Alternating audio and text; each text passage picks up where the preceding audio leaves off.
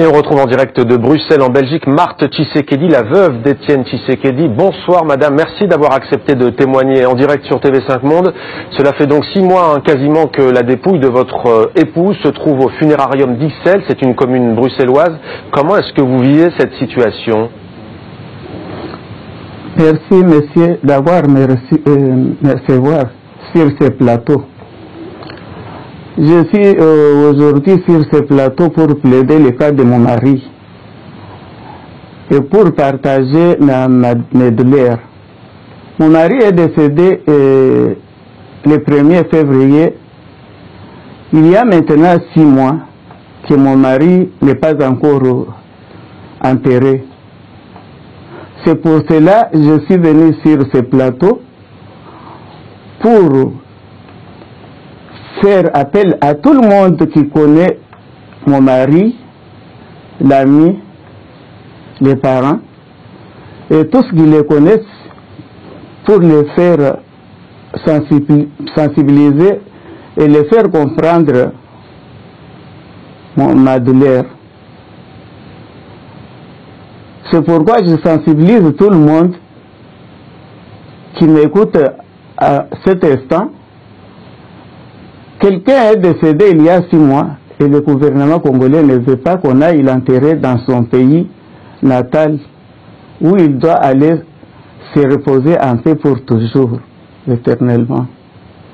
C'est pourquoi je fais aussi appel à tout le monde, à tous les présidents du monde, surtout les présidents africains et les premières dames de l'Afrique, pour savoir que dans notre coutume bantou, je n'ai jamais vu ça.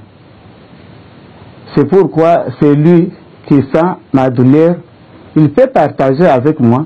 Mais moi, je voulais aller enterrer mon mari dans notre pays, à côté de ses ancêtres.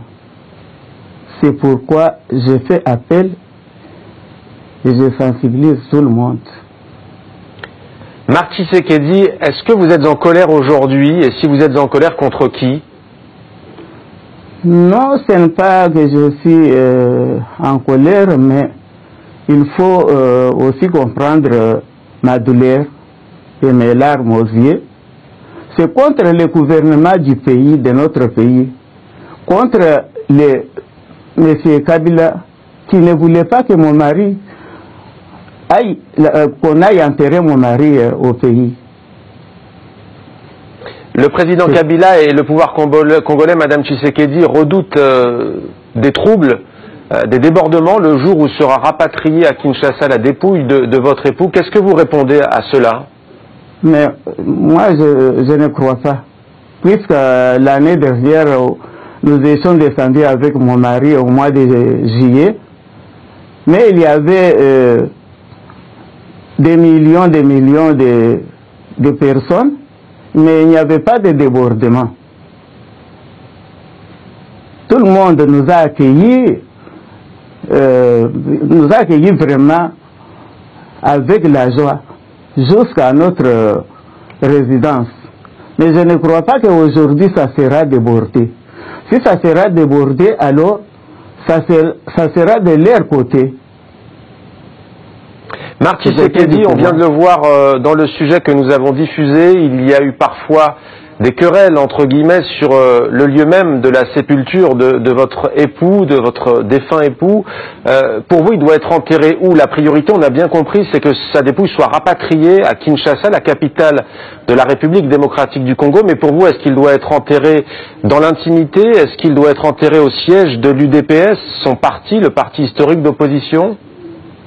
Mais tout ça, on avait suggéré, on avait demandé, mais les pouvoirs en place ne voulaient pas, mais les pouvoirs en place nous avaient proposé de faire toutes ces choses ensemble, de mettre en commun pour faire ensemble la dépouille mortelle de mon mari.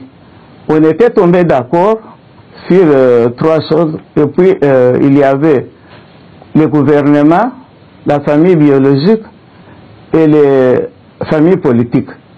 Mais la famille biologique a déjà signé, la famille politique aussi a déjà signé, mais il reste que le gouvernement, il n'a pas signé. Au moment de signer, Alors c'est le moment que vice-premier ministre de l'Intérieur a fait des voyages d'aller de gauche à droite, mais on dirait qu'il n'y a pas quelqu'un d'autre qui peut signer à sa place. C'est pourquoi jusqu'à aujourd'hui ça traîne. Madame Tshisekedi, pour terminer, on a entendu votre appel lancé aux chefs d'État de ce monde et à leurs épouses, aussi celles que l'on appelle les premières dames.